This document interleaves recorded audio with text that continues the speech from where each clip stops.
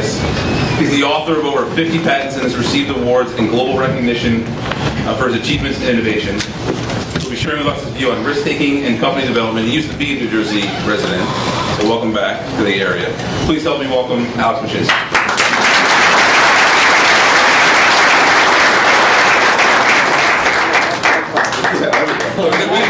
That was a wink.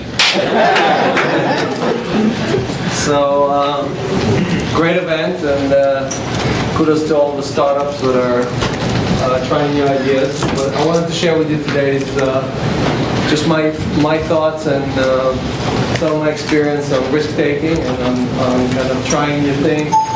Here we go.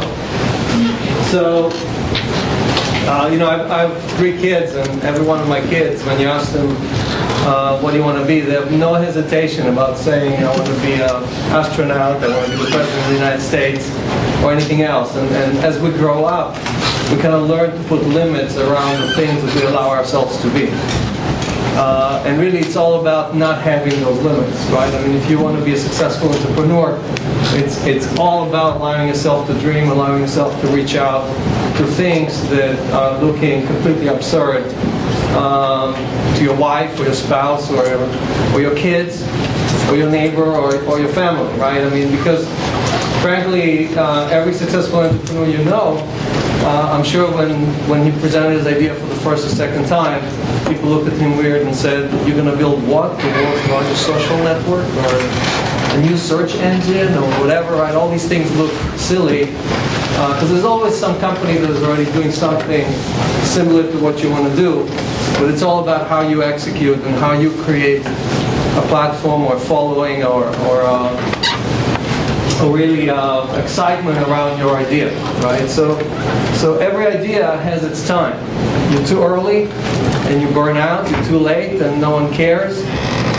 So it's about riding the wave. This is the hype curve. If you're familiar with the Gartner group, that they kind of claim the credit for this, but it's all about kind of being at the right place at the right time. I'm usually here. I'm off the curve. I'm too early. Most of my ideas, I'm too early, and I have to sit there and wait for a few years for everybody to catch up. And believe me that what I'm saying will happen eventually. So most of the entrepreneurs I know are on the bleeding edge. You know, some people know how to jump in on the cutting edge, and some people just know how to take ideas that have been tried before and build them up, right? Create a real company out of them. And it all has to do with your personality, right? I mean, it's all about knowing yourself, discovering yourself, and understanding what are you good at. You know, which one of these areas, and there's more. You know, like if you run IBM, you're probably somewhere here, right? So it's all about understanding what you're going to be good at, and again, I've done it 7 times, and I've always been here. You know, I'm always off the charts, on the bleeding edge, trying to do new things. That's what I enjoy to do. Try to go up the curve. Didn't work out for me. So part of understanding who you are and what you're good at is kind of learning, and I stole this from one of there's a whole bunch of companies that will do it for you, right? You can go in and do a self-analysis. If you ever look for a job in a big company, I'm sure they've done it to you. And they basically try to dissect your personality 100 different ways and figure out if you really fit the job. But what you need to do is do that to yourself so you understand what you're going to be good at as an entrepreneur. Because understanding that will save you a lot of time, save your investors a lot of money. Because in my opinion, you cannot cheat your personality. I mean, again, I look at my kids, I look at my nieces and nephews, and that personality is there from day one, from minute one, and there's nothing that's going to change it. They came out of the box without personality. So it's all about matching your personality to what you're trying to do. Okay, so this is, again, you can find 100 of these on the web. Do that test to yourself, figure out what you're good at, and then narrow down the things that you're working on to really focus on the things you're really good at, and then let other people on your team or on your support group do all the other skills that you're good at. And as you run these exams, and they will tell you if you should be on the bleeding edge, on the cutting edge, or not at all. You should really just have a job. So the risk to take everything, and this is one of my favorite quotes. And the best way to predict the future is to invent it, and the second best way is to finance it. So I'm trying to do both. Both still coming up with new ideas, but also funding other people who already started something that I thought of, and I thought it was the first one, and I find out somebody already is doing it. And if it's a good, really great team, I'm usually happy to help out and help them be successful. So I met Sergey Brin when he was still a student in Stanford. Dyson asked me to meet with him. I was the big shot, successful entrepreneur, and he was the guy who was still trying to figure out if he should continue his studies or take this little experiment and do something with it. And he gave me a pitch here in New York, and I was like, who needs another search engine? Back in the Alta Vista, and so no matter how good you are, you think you are, believe me, there's, they always say, there's a 20-something-year-old entrepreneur who's going to disrupt your business. Believe me, he's there. He's sitting there, he's just waiting for you to not pay attention to this new idea or that new idea. So Google is a great example of an old idea, right? I mean, how many search engines did we have, right? And the only thing that Google did differently, seriously, the only thing, and I asked them, I said, so what are you going to do? You're going to take the Alta Vista results and just reorder them, send them in a different order, and everybody's going to come and start using you? I mean, that's the craziest idea I've ever heard. But that's exactly what all of us did. It's just changing the order of the results, because Alta Vista, if you remember, indexed the entire internet. By the time Google launched, every page that ever existed was an Alta Vista.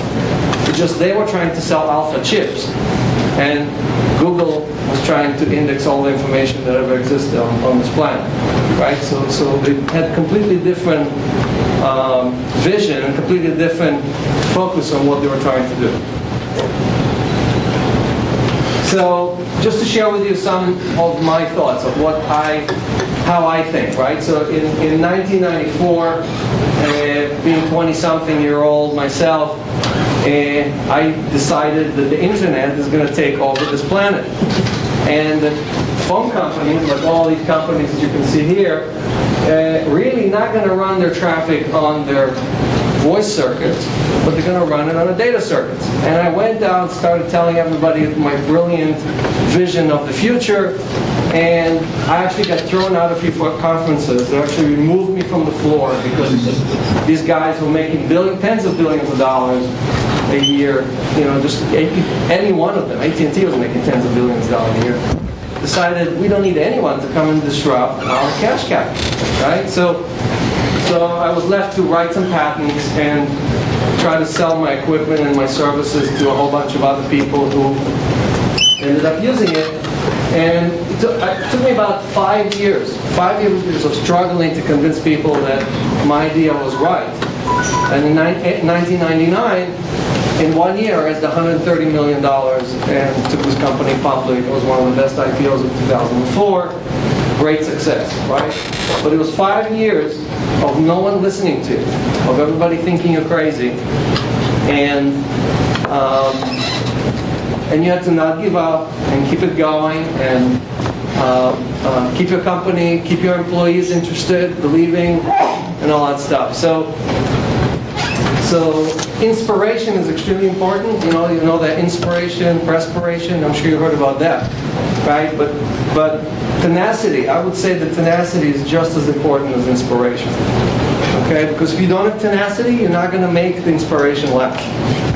Okay, and it doesn't matter how much perspiration you can do. If you don't have tenacity, that perspiration is not going to get you anywhere. So another project. So I didn't learn my lesson. In 2001, up to September 11th, I went to the MTA and I said, you guys are crazy. You don't have wireless service, cellular service in the subways. That's the most crazy thing. 7 million people use it every day. I'm sure everyone here who commutes into the city is using the tunnels every day, and there's no coverage. And I think we need to install it right away.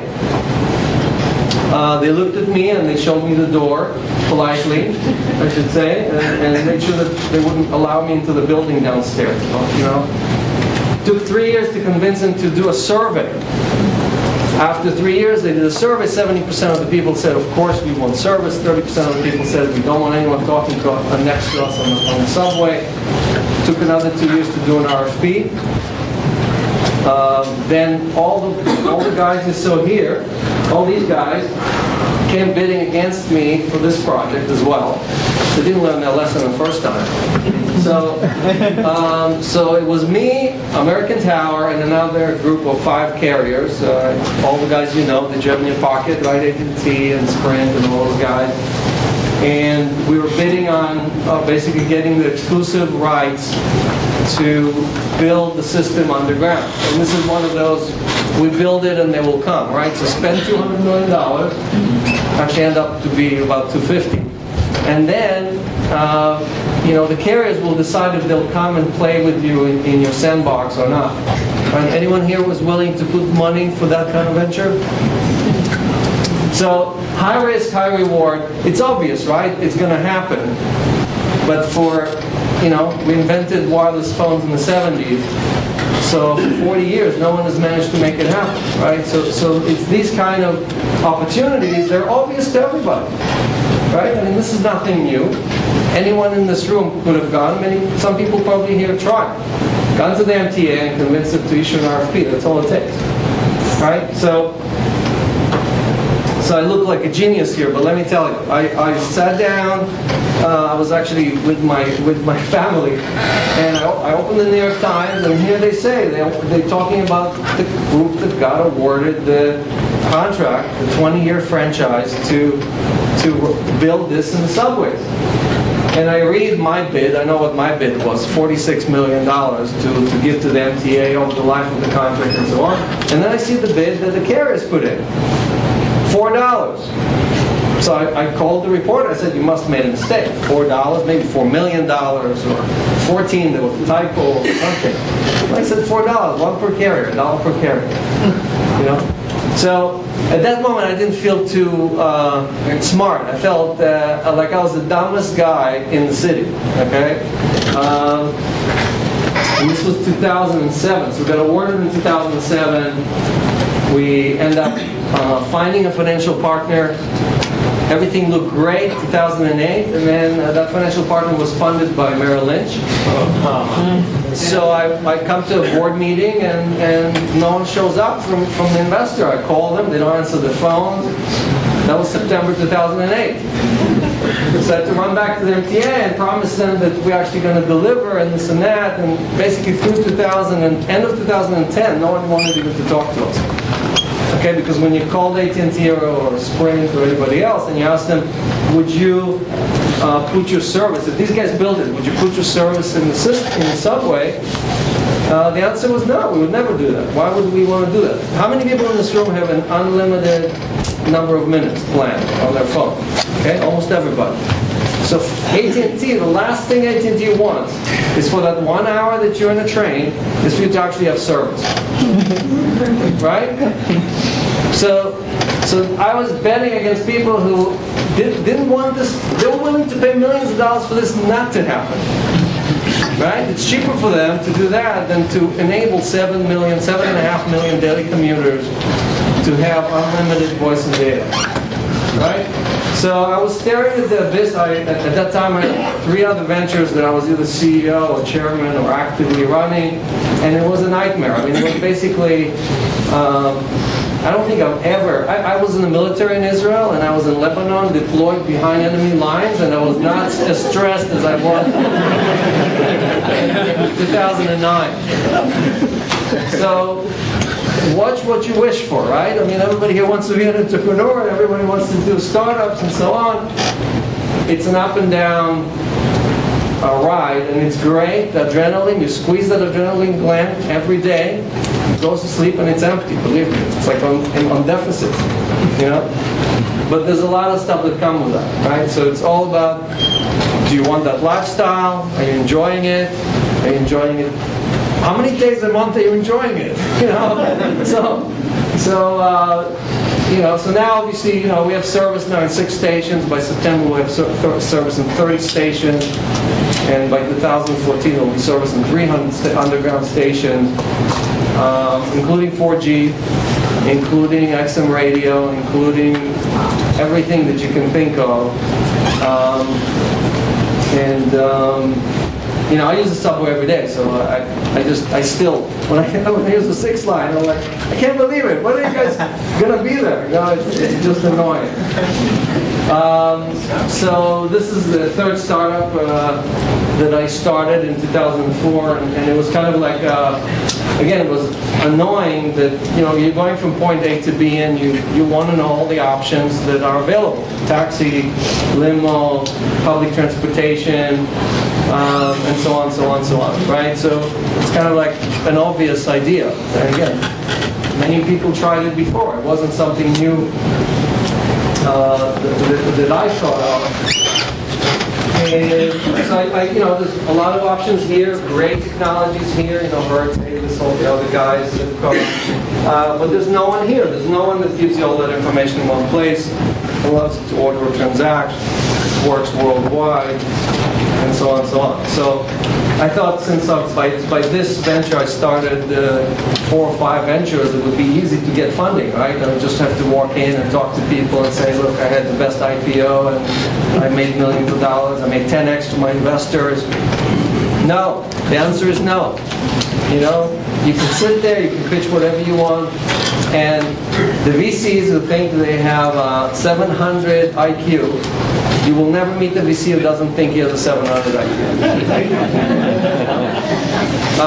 Sit there and they judge your idea. They could never start a company. Most of those guys could never start a company. And I don't mean to say bad things about VCs. I'm just saying most of them are finance guys who are looking at you as to how much money you're going to make. Right? They're not sitting there thinking, how do I make this world a better place?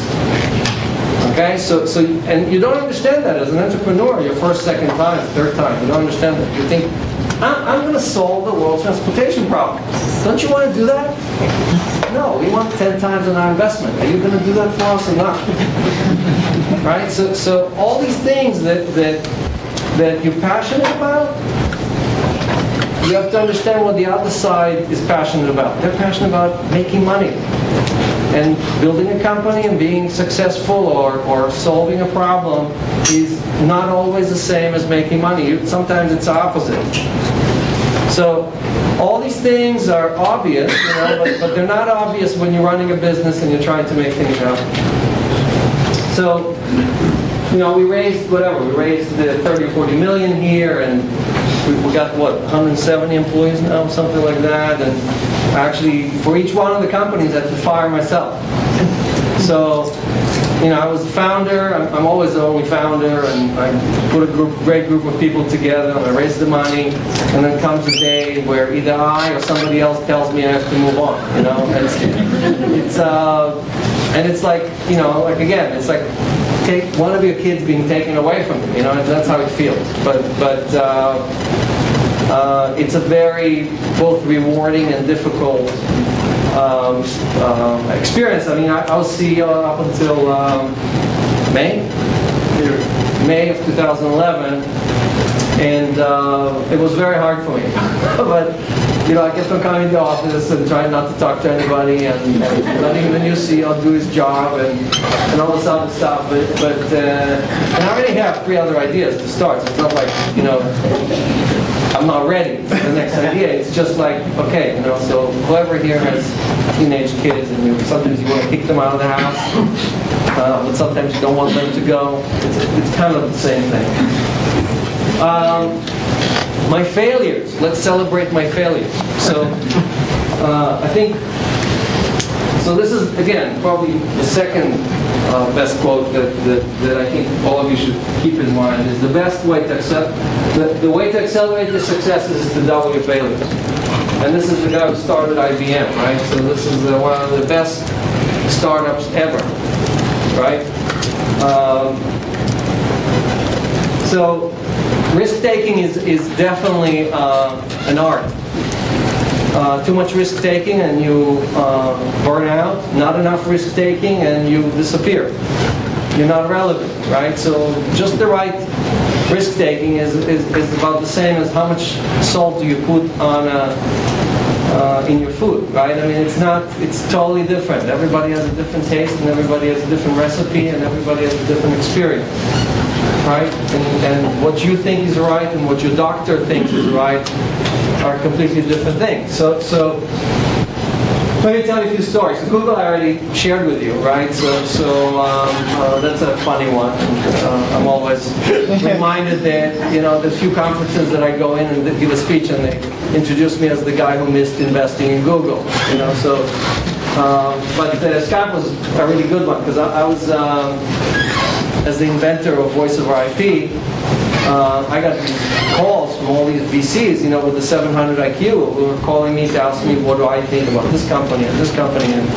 And they called me and they said, there's a startup somewhere in Eastern Europe. We don't even know where the country is. We don't even know if it exists. Estonia, right? So,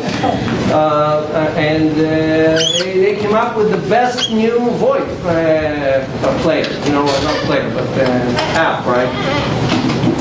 And I'm like, well, you can't make money in VoIP, in voice over IP, right? I mean, there's no money there. So my analysis, you know, if I was a doctor, I would be, you know, brain surgeon.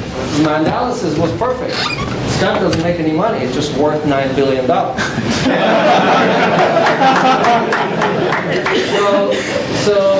And that's the difference between, again, that's the difference between the entrepreneurs trying to build something or create something, and between the money guys who are looking at things from a completely different set of eyes. You know, it's like we are the blind and are the only ones who can see. Okay, so, and it's almost like, you know, again, I'm not here, I think, look, I have a lot of friends who are VCs, and I don't have that skill. I'm jealous, you know.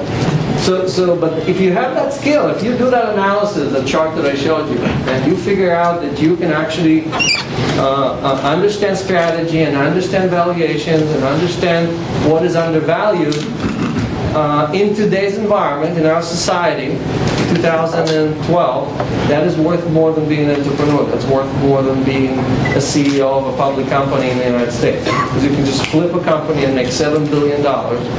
You can go to eBay, to a CEO who doesn't understand anything about this company, buy it for $2 billion, and a year later sell it to Microsoft for $9 billion. That's all they did. There's nothing else. There was no product revision. There was no new features. There was no new. Actually, everything they tried to do didn't work. They tried to go into the corporate business, and they tried to do video conferencing for corporations and all kind of other crap that no one wanted. You know. So all I was tracking was one number. When you start Skype, on the bottom left side, it tells you how many people are online. And I just saw that number go from 2 million to 5 million to 7 to 14. Yesterday, last night, it was 39 million people who were using Skype at that moment. And that's all that mattered. And most of them had nothing to do with corporate or with this or with that or anything else. So, how are we doing on time, by the way? Where are you? All right? I love talking about my failures. Everything. Now, again, you learn from your failures. If you think you're learning from your successes, I would say the ratio is probably 10 to 1 of how much you learn from your failures. And I had to go back and revisit Google, my analysis of Google, my analysis of this, at least once a month since it happened. Because it forces you to think. So when you meet somebody or when you think about an idea or whatever, the checklist, right? Of, oh, well, are you really thinking outside the box, or you became one of those guys with a 700 IQ? You know, so Novacure, it's a great thing, right? So I dabble on the side with you know, evolution and whatever, all kind of other stuff, right? I try to learn about other things. And I had this scientist come to me and said, I can cure cancer. What would you say to somebody who came to you and said, I can cure cancer? Right? Show him the door, right? So I kind of showed him the door, and he said, well, I created this helmet. You put it on your head, and it transmits this frequency, and it cures your brain cancer. Who here would invest in a company that would help? Not even one. Come on, one guy. Somebody here must have a 700 IQ. Come on. Oh, here we go. Yeah, the Stones. The Stones are investing. So, J&J just valued this company at $2 billion. It's non-invasive. It goes on. It went on trial. The FDA just approved it, and it actually cures cancer. The concept is extremely simple. I know that's not what we're here for, but I want to explain it to you so you understand how simple it is.